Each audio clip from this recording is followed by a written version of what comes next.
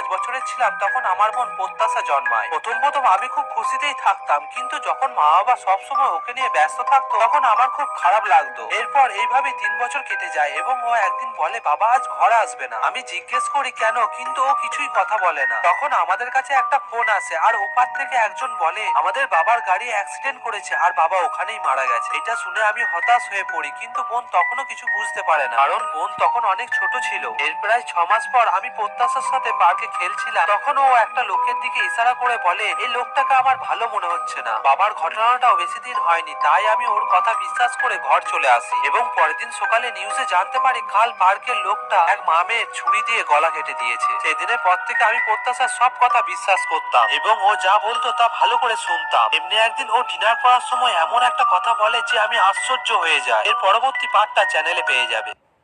যখন আমি 5 বছরের ছিলাম তখন আমার বোন প্রত্যাশা জন্মায়। প্রথম প্রথম আমি খুব খুশিতেই থাকতাম, কিন্তু যখন মা বাবা সবসময় ওকে নিয়ে ব্যস্ত